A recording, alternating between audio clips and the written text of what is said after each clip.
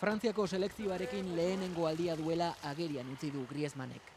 Paris kanpoaldean taldeak dituen instalaziotan goiztiarrenetakoa izan da Realekoa, eta zein atetik sartu behar zuen ere ez du jakin. Kazetariek lagundu behar izan diote. Begi asko ditu adi, minutuak eskatzen ditu asteazkeneko partidan. Bueno, tener minutos, algunos minutos y nada más. ¿Y después de eso, el Mundial? Bueno, ya se verá, ya queda mucho tiempo todavía. Eta presiorik gabe lasai doala dio, baina badaki ondo Holandaren kontrako lagun artekoan egoteak Brasilgo mundialean urdinekin jokatzeko ateak irekitzen dizkiola.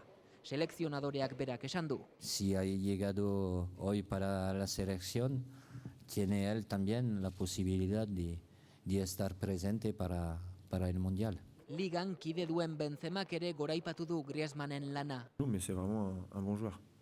Eta errakasta guzti honek Donostiatik aldentzen ez ote duen galdetu diogunean. El tema de la Real, pues estoy muy a gusto, disfrutando mucho y es lo único que puedo decir, ¿no? Ahora me toca hacer un partido con mi país y es lo único que pienso. Realean ondo dagoela besterik ez dio. Hori bai, urdinen artean egoteak ematen dion poza ez du ezkutatzen, 22 urterekin bere onenean dago eta geroak ere itxura ona du.